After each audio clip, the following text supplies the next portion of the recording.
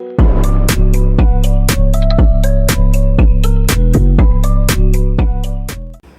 Morning all of you.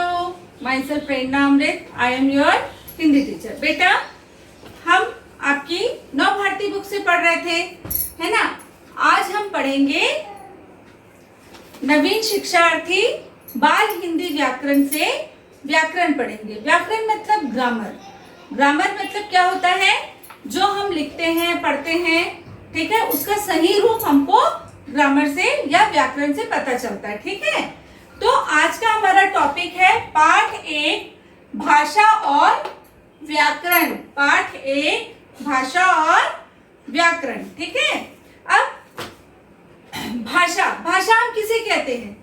जैसे मैं अभी आपसे बात कर रही हूँ, या आप अपने फ्रेंड से कभी मोबाइल में बात करते हो, या अपनी मम्मी से आप कोई चीज मांगते हो, ठीक है। अपने भाव को जो प्रकट करते हो, उसका माध्यम क्या होता है? भाषा होता है। हम भाषा के माध्यम से अपने विचारों को, अपने भावों को प्रकट करते हैं, है ना। जो हमारी नीड्स होती है, जो हमारी जरूरतें होती हैं, और हमको कुछ लिखना है, पढ़ना है, खाना है, सोना है, जो भी करना है, हम अपने जो भाव प्रकट करते हैं वो भाषा के द्वारा ही प्रकट करते हैं, ठीक है। जैसे अभी हम लिखेंगे, भाषा की परिभाषा देखते हैं, ठीक है। जिस साधन से हम अपने विचार, जिस साधन से हम अपने विचार या भाव बोलकर या लिखकर प्रकट करते हैं, उसे भाषा कहते हैं, ठीक है। मैं आपको अभी बताई थी थोड़ी देर पहले। तो हम अपने विचार को बोलकर या लिखकर प्रकट करते हैं, वह भाषा कहलाता है, ठीक है। अब भाषा के 2 रूप होते हैं। कौन कौन से?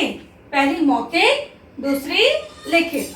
मौखिक भाषा में पशु, पक्षी, है ना, हम सब अपने विचारों का आदान प्रदान मुख से करते हैं, ठीक है। उसे मौखिक भाषा कहते हैं। और लिखित का अर्थ होता है, लिखित का हम अपने भाव, अपने विचारों को लिखकर प्रकट करते हैं, उसे लिखित भाषा कहते हैं। चलिए बेटा, हमने देखा कि भाषा के 2 रूप होते हैं, एक मौखिक और एक लिखित, है ना। अब आगे बढ़ते हैं। हिंदी हमारी राष्ट्रभाषा। हमारी राष्ट्रभाषा क्या है? हिंदी है। हिंदी हमारी राष्ट्रभाषा है। जिस प्रकार हिंदी हमारी राष्ट्रभाषा है, उसी प्रकार अलग अलग राज्यों की अलग अलग भाषाएं होती हैं। चलिए, हम प्रत्येक राज्य और उनकी भाषाओं को हम देखते हैं। जैसे कश्मीर में कौन सी भाषा होती है? कश्मीरी। कश्मीर की भाषा कौन सी है? कश्मीरी। पंजाब की पंजाबी।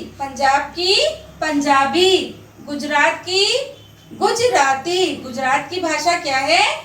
गुजराती। महाराष्ट्र की भाषा क्या है? मराठी। उड़ीसा की भाषा क्या है? उड़िया। आसाम की क्या है? असमिया। आंध्र प्रदेश तेलुगु, ठीक है। इसको आप लोग ने देखा अच्छे से। चलिए अब आगे बढ़ते हैं। वैसे ही तमिलनाडु की भाषा क्या है? तमिल। केरल मलयालम। केरल की भाषा क्या है? मलयालम। कर्नाटक कन्नड़। गोवा में कौन सी भाषा है? कोंकणी। गोवा की भाषा कोंकणी। पश्चिम बंगाल, उसकी भाषा क्या है? बांग्ला, ठीक है बेटा। हमारी राष्ट्रभाषा क्या है? हिंदी। हिंदी राष्ट्रभाषा इसलिए है क्योंकि इसको हमारे इंडिया में या हमारे भारत में सभी लोग बोलते हैं, इसीलिए वो हमारी राष्ट्रभाषा है। चलिए बेटा, अब हम आगे बढ़ते हैं। अब देखेंगे लिपि, है ना। लिपि भाषा के लिखने के ढंग को लिपि कहते हैं, ठीक है। और इसी को हम आगे इसकी परिभाषा देखते हैं। भाषा के लिखने के लिए निश्चित किए गए चिन्हों को लिपि कहते हैं। क्या है? भाषा को लिखने के लिए निश्चित किए गए चिन्हों को लिपि कहते हैं। अभी मैं बताई ना, भाषा के लिखने के ढंग तरीके को हम क्या कहते हैं? लिपि कहते हैं। और हिंदी भाषा की लिपि कौन सी है? देवनागरी। हिंदी भाषा की लिपि देवनागरी है। हम अभी हिंदी में जो मैंने लिखा है इसकी लिपि क्या है? देवनागरी है। वैसे ही इंग्लिश भाषा की लिपि कौन सी होती है? रोमन होती है। इसे और अच्छे से मैं आपको बताती हूँ। जैसे मैंने हिंदी में राम लिखा, हिंदी में मैंने क्या लिखा? राम। इसकी लिपि क्या है? देवनागरी। और मैं इंग्लिश में लिख रही हूँ राम, है ना, मैंने इसको इंग्लिश में लिखा है, इसकी लिपि क्या है? रोमन।